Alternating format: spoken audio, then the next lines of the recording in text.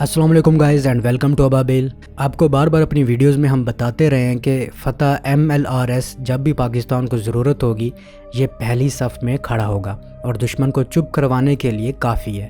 آپ کو دشمن کی چیخیں بتا رہی ہوں گی کہ کتنا نقصان کیا ہے اس نے۔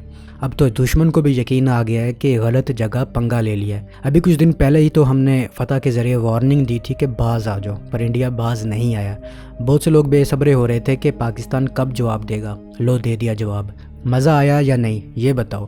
دیکھو کیسی اسٹریٹجی لگائی ہے پاکستان نے، سکون سے ٹارگٹ لاک کرتا رہا کہ کہاں کہاں اٹیک کرنا ہے، کیا کرنا ہے، اور صحیح موقع کا انتظار کرتا رہا۔ میں نے آپ کو پچھلی ویڈیو میں یہ بھی بتایا تھا کہ ٹائم بہت امپورٹنٹ چیز ہے، صحیح ٹائم پر بدلہ لیا جائے گا، اور صحیح ٹائم 10 مئی بنا کیونکہ رات انڈیا نے نور خان ایئر بیس پر حملہ کر کے حد پار کر دی تھی اور ان میزائلوں کو انٹرسپٹ تو کر لیا گیا، لیکن پھر اپنا آپریشن شروع کرنے کی تیاری شروع کر دی گئی۔ پاکستان کے اس آپریشن کا نام آپریشن بنیان المرصوص رکھا گیا، جس کا مطلب ہے سیسا پلائی دیوار۔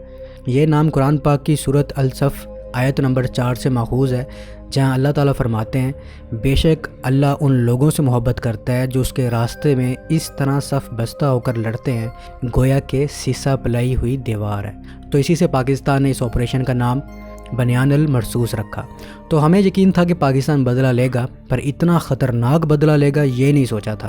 پاکستان نے فجر ٹائم شیروں کی طرح انڈیا پر اپنے فتح میزائلوں سے حملوں کا آغاز کیا، اور ان میزائل سسٹمز پر ان شہید بچوں کے نام درج تھے جنہیں انڈیا نے شہید کیا تھا۔ پاکستان کی ایک اسٹریٹجی سامنے آئی ہے، جیسا کہ بہت سے لوگ کہتے ہیں کہ پاکستان لمبی جنگ نہیں لڑ سکتا، پاکستان کے پاس اسلحہ ختم ہو جائے گا۔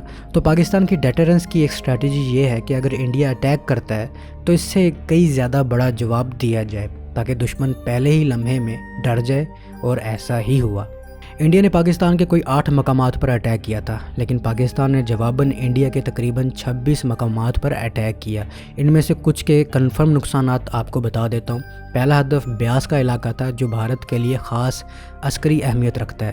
یہاں برہموس میزائل کا ذخیرہ محفوظ کیا گیا تھا جو بھارت اور روس کے اشتراک سے بننے والا سپر سونک کروز میزائل ہے۔ اس کی رفتار، نشانے کی درستگی اور دھماکہ خیزی نے اسے بھارت کے میزائل طاقت کا ستون بنا رکھا تھا۔ تاہم بیاس میں موجود برہموس میزائل کی سٹوریج یونٹ کو ایک درست حملے میں مکمل طور پر تباہ کر دیا گیا۔ یہ حملہ نہ صرف ایک بڑی عسکری کامیابی تھی بلکہ بھارت کے میزائل پروگرام پر بھی کاری ضرب تھی۔ اس کے بعد اودھم پور کو نشانہ بنایا گیا۔ یہ جگہ بھارت کے شمالی کمان کے لیے نہایت اہم ہے۔ یہاں تعینات ایئر ڈیفنس سسٹمز میں آکاش اور اسپائڈر جیسے جدید نظام شامل تھے جنہیں دشمن کے فضائی حملوں سے نمٹنے کے لیے تیار رکھا جاتا ہے، لیکن ان حملوں نے ان سسٹمز کو مکمل طور پر مفلوج کر دیا۔ اس کے ساتھ ساتھ ایئر بیسز پر بھی میزائل برسائے گئے جس سے اسٹریٹجک آپریشنز متاثر ہوئے۔ رن وے، فیول سٹورز اور ایویونک سیکشن بری طرح تباہ ہوئے۔ پٹھان کوٹ جو ماضی میں بھی حملوں کا نشانہ بن چکا ہے، ایک بار پھر پاکستان کی میزائل ضرب کا شکار ہوا۔ یہاں موجود بھارتی فضائیہ کا ایک ہوائی اڈہ خاص طور پر ہتھیاروں کے ذخیرے، جنگی طیاروں اور مانیٹرنگ سسٹمز کے لیے اہم تھا۔ میزائل براہ راست رن وے اور ہینگرز پر گرے جس سے بھاری نقصان پہنچا۔ پنجاب میں جالندھر وہ جگہ ہے جہاں بھارتی فضائیہ کا ایک بڑا ایئر بیس قائم ہے۔ یہاں سے دفاعی پروازیں خاص طور پر مقبوضہ کشمیر کی فضائی نگرانی کے لیے معمول کا حصہ ہیں۔ اس کو بھی درست نشانے پر میزائل حملے کا سامنا کرنا پڑا۔ ریڈار سٹیشنز، کنٹرول ٹاور اور ایویونکس ورکس تباہ ہو گئے جس سے فضائی رابطوں میں خلل پیدا ہوا۔ گجرات میں بھارتی فضائیہ کے کئی چھوٹے اور درمیانے درجے کے بیسز ہیں جنہیں مکمل طور پر نشانہ بنایا گیا۔ خاص طور پر بھاؤنگر اور نالیا جیسے علاقوں میں موجود تنصیبات کو نشانہ بنایا گیا جہاں بھارت میزائل سسٹمز، ریڈارز اور لاجسٹک سٹورز رکھتا ہے۔ میزائل حملوں نے ان مقامات کو آگ اور دھماکوں کے سمندر میں بدل دیا۔ دلی بھارت کا دل ہے، یہ بھی میزائل حملوں سے محفوظ نہیں رہا۔ شہر کے مضافات میں کئی اہم فوجی دفاتر، سیٹلائٹ اسٹیشنز اور کمانڈ سینٹرز موجود ہیں۔ ان پر ڈرونز اور میزائل حملے بھارت کے قومی سلامتی کے ڈھانچے کو ہلا دینے کے لیے کافی تھے۔ اطلاعات کے مطابق بعض اہم سیکورٹی تنصیبات کو شدید نقصان پہنچا اور خفیہ کمانڈ نیٹ ورک عارضی طور پر مفلوج ہو گیا۔ راجستھان کے میدانوں میں پھیلی فوجی تنصیبات بھی اس نشانے سے محفوظ نہیں رہی۔ خاص طور پر جیسلمیر اور بیکانیر کے قریب موجود بھارتی فوجی کیمپوں کو نشانہ بنایا گیا، جہاں بھارت اپنی بڑی فوج کے آرمرڈ یونٹس اور توپ خانے کو رکھتا ہے۔ ان حملوں سے بھارت کو زمینی جنگی صلاحیت کو جھٹکا لگا ہے۔ سری نگر میں موجود ایئر بیس کو بھی ٹارگٹ کیا گیا، جو کہ مقبوضہ کشمیر میں بھارت کا ایک اہم ترین ایئر بیس ہے۔ یہاں سے اکثر جنگی طیارے نگرانی اور حملہ مشن کے لیے روانہ ہوتے تھے۔ اطلاعات کے مطابق اس حملے میں 20 بھارتی فوجی ہلاک ہوئے اور کئی زخمی ہوئے، ساتھ ہی بھارتی فضائیہ کے کچھ طیاروں کو بھی نقصان پہنچا۔ چندی گڑھ، جہاں بھارتی آرمی کی ویسٹرن کمانڈ ہیڈ کوارٹر واقع ہے، یہ بھی میزائل حملے کے زد میں آیا۔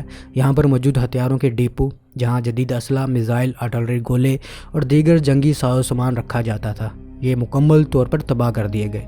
اس کے علاوہ انڈیا کے راجوری میں ملٹری انٹیلیجنس مرکز بھی تباہ کر دیا گیا ہے۔ مجموعی طور پر 26 یا اس سے زائد بھارتی فوجی مراکز کو نشانہ بنایا گیا۔ یہ حملے نہ صرف ٹیکنالوجی، انٹیلیجنس اور ٹارگیٹنگ کی بہترین مثال تھے، بلکہ دشمن کو ایک واضح پیغام بھی دیا گیا کہ پاکستان کی جوابی صلاحیت کسی بھی سطح پر کم نہیں ہے۔ ان حملوں نے بھارت کی عسکری بڑھتری کا غرور خاک میں ملا دیا اور اس کے جنگی منصوبہ سازوں کو نئی حکمت عملیوں پر مجبور کر دیا۔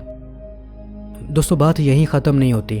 پاکستان کے شاہینوں نے بھی انڈیا کے اندر گھس کر انڈیا کی بینڈ بجائی ہے اور کافی دیر انڈیا کے اندر موجود رہے۔ پاکستان کے شاہینوں کا یہ ایک خود کش مشن تھا کہ جب تک جواب مکمل نہیں ہوتا واپس آنے کا تو سوال ہی نہیں ہے، اور ایسے ہی ہوا۔ پہلے تو انڈیا کے S-400 کو تباہ کیا گیا۔ کیسے کر لیا؟ اس کے لیے پاکستان کے شہزادے تھنڈر JF-17 پر 2 CM-400 میزائل نصب تھے، جو کہ anti radiation supersonic cruise missile ہیں۔ انہوں نے انڈیا کے S-400 کو تباہ کیا۔ یہ انڈیا کا کیسا ایئر ڈیفنس سسٹم تھا جو نہ پاکستان کے میزائل روک سکا نہ طیارے۔ جب انڈیا نے یہ سسٹم لیا تھا تب آسمان سر پر اٹھا لیا تھا کہ اب پاکستان پر بھی نہیں مار سکتا، کچھ نہیں کر سکتا۔ تب ہم ویڈیو بناتے تھے اور کہتے تھے کہ پاکستان کے پاس انڈیا کے ہر ویپن کا توڑ موجود ہے، اور آج آپ نے دیکھ بھی لیا ہے۔ گروپ کیپٹن کامران بشیر، جو کہ ایک سٹاف نرس میڈم شہناز مرحوم کا بیٹا ہے، سلام ہے اس بہادر ماں کے بہادر بیٹے کو۔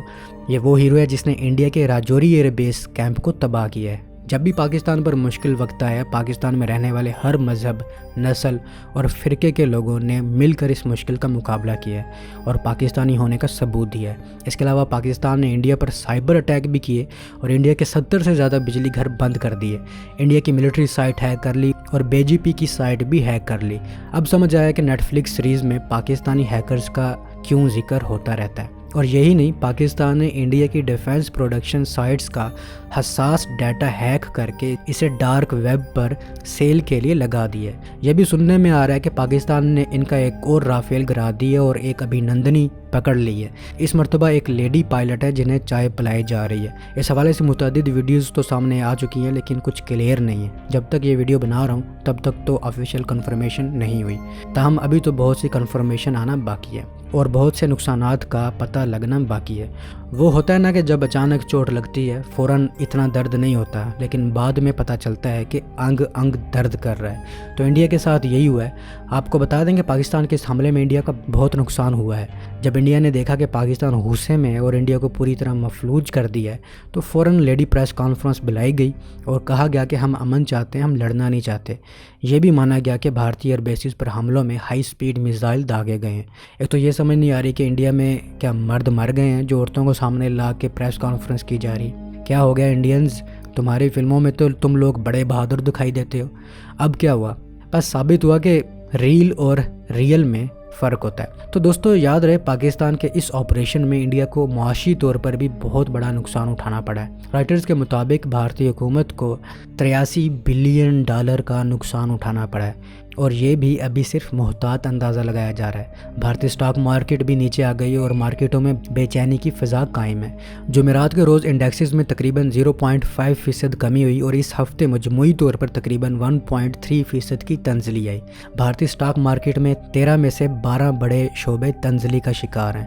غیر ملکی سرمایہ کاروں کا بھارتی سٹاک مارکیٹ پر تحفظات کا اظہار ہے۔ دوستو اس جنگ کا جو فاتح رہا ہے وہ ہے فتح میزائل۔ پاکستان کے فتح میزائل کے بارے میں آپ کو بتا دیں کہ یہ پاکستان کا ایک نیا بنایا گیا MLRS ہے، جس کے 2 ویریئنٹ ہیں، ایک 120 کلومیٹر تک کا اور دوسرا 400 کلومیٹر مار کر سکتا ہے، اور پاکستان فتح 3 پر بھی کام کر رہا ہے جو 600 پلس ہوگا۔ اس میزائل کی خاص بات یہ ہے کہ یہ ہائی سپیڈ کے ساتھ بالکل پرفیکٹ نشانہ لگاتا ہے، اور ایسے ہی نہیں، انڈیا کی کرنل کہہ رہی تھی کہ پاکستان نے انڈین ملٹری ٹارگٹس کو نشانہ بنایا ہے اور ہمیں شدید نقصان پہنچایا ہے۔ فتح کی دوسری خوبی یہ ہے کہ فائر کیا، نشانہ لگایا اور जगह फ़ौरन चेंज कर लेता है ताकि दुश्मन को पता ही ना चले कि बदले में किसको टारगेट करना है। इस वक्त भारतीय न्यूज़ वेबसाइट्स फतह मिसाइल के ही कसीदे पढ़ रही हैं। DGISPR ने सही कहा था कि जब हम अटैक करेंगे पूरी दुनिया देखेगी, और पूरी दुनिया देख रही है।